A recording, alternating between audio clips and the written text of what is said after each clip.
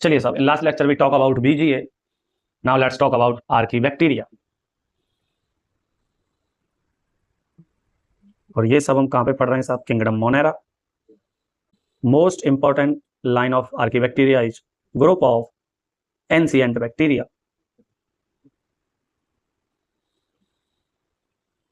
सबसे पुराने जो बैक्टीरिया हैं साहब वो आर्कीबैक्टीरिया ही है, एज वेल एज इनको बोला जाता है साहब ओल्डेस्ट लिविंग फॉसिल्स।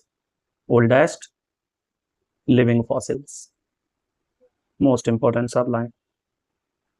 क्या क्या पढ़ेंगे साहब इनके अंदर? हम कौन कौन आते हैं इंक्लूड्स की अगर बात की जाए आर्कीबैक्टीरिया में भी, इनके अंदर सबसे पहले पढ़ते हैं मिथेनोजन्स के बारे में। Methanogens, second talk about हेलोफिल्स,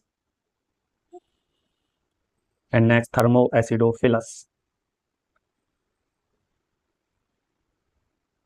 clear? Now firstly we start मिथेनोजन्स।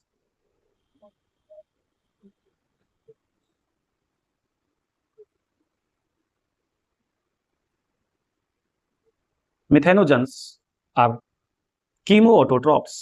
हालांकि हम पहले भी बात कर चुके हैं chemoautotrophs. Chemo means chemical, autotrophs means they synthesize their own food, and obligate anaerobic. What is the means of obligate anaerobic? ये भी हम पहले डिस्कस कर चुके हैं, लास्ट लेक्चर में डिस्कस किया। मिथेनोजन्स produce CH4 and CH4 called methane. That's why that's type of bacteria known as methanogens. Clear? Now how? ठीक है सब समझते हैं इसको अभी हम। This is marshy area.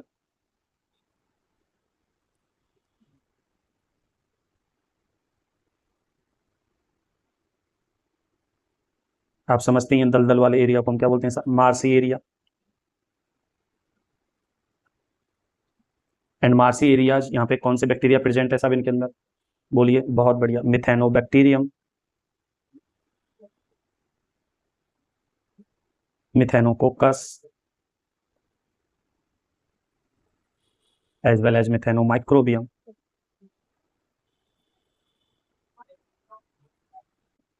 all are convert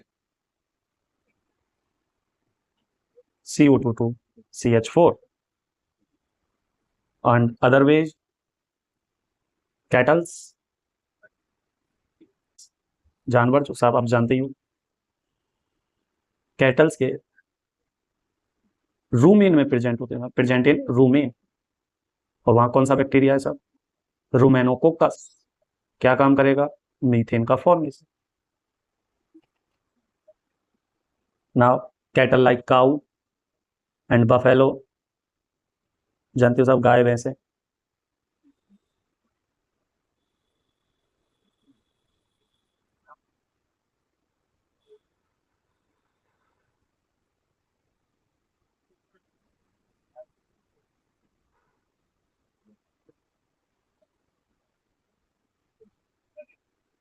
both excrete, दोनों के साथ एक्सक्रीटरी मटेरियल जो है, एक्सक्रीटरी मटेरियल, उस डंग को या क्या उस डंग पे क्या करे? हो गया साहब फर्मेंटेशन। और उस फर्मेंटेशन से भी क्या बनेगा साहब? CH4 called methane gas. मेरे साथ समझ में आ गया होगा मिथेनोजेंस क्या है। तो जो गाय भैंस का जो गोबर है सब, ठीक है, उसके ऊपर फंक्शन किया जाता है, उसको फर्मेंट किया जाता है। Now let's talk about next, and this is halophiles. Halophiles another type of archaebacteria.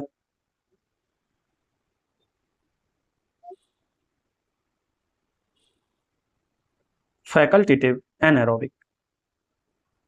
और फैकल्टेटिव एनारोबिक क्या है साहब? ये हम पहले डिस्कस कर चुके हैं। Special pigment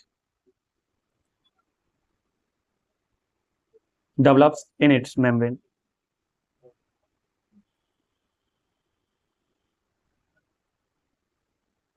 known as bacteriorhodopsin,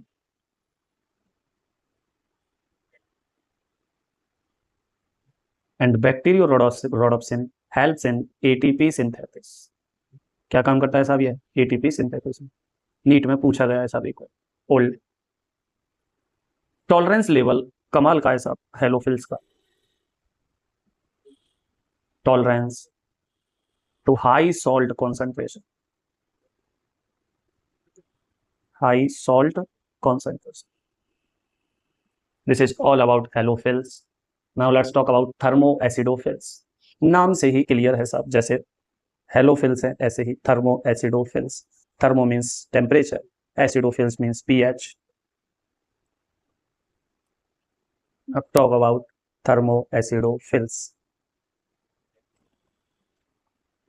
Facultative anaerobic as usual.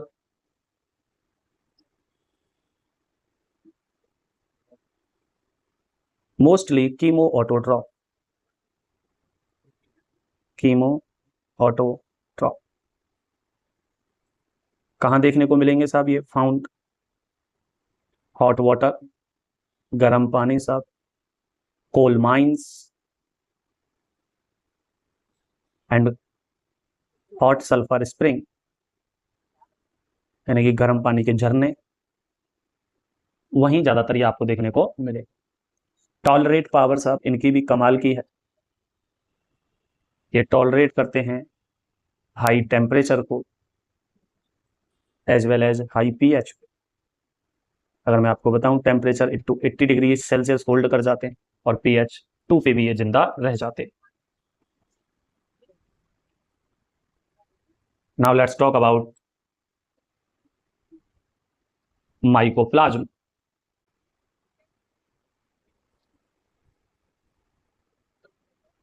सबसे पहले डिस्कस करते हैं साहब जो नीट में पूछा गया है कई बार. Firstly cell wall absent in mycoplasma and facultative anaerobic. Facultative anaerobic. That means survive without oxygen.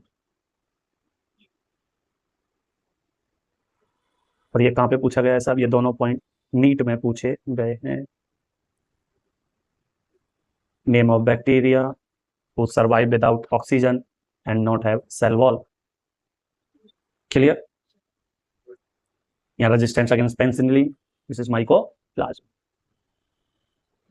चलिए ये नीट का क्वेश्चन हो गया सबसे पहले. अब इसके बारे में बात. स्मॉलेस्ट लिविंग सेल है, स्मॉलेस्ट लिविंग सेल, इससे छोटी कोई भी सेल नहीं है जो जिंदा हो. अगर इसमें भी आप जाने जाओ तो PPL, pleuro pneumonia like organelle.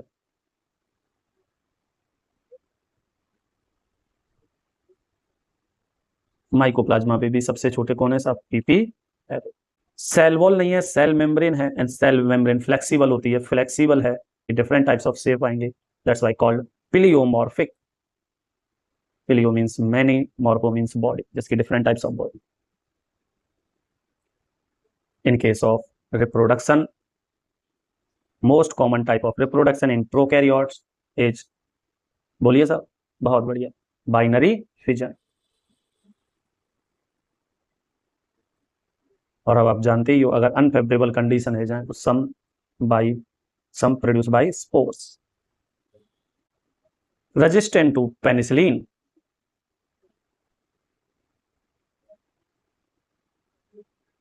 Resistant to penicillin, किसके अगेंस्ट इसे रेजिस्टेंट है सर? पेनिसिलिन एंटीबायोटिक इसे नहीं मार सकता. नाउ क्वेश्चन इज व्हाई, आप मुझे बताएंगे सब कमेंट में, आप मुझे बताएं सर पेनिसिलिन से ये क्यों रेजिस्टेंट है. Clear? Now let's talk about disease caused by mycoplasma.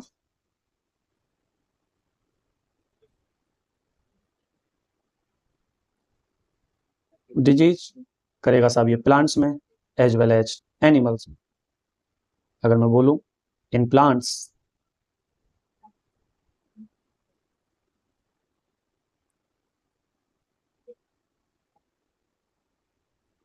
and second is in animals.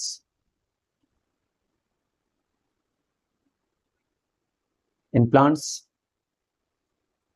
Most famous disease जो आपको याद भी रखनी है, बंची टॉप ऑफ पपाया।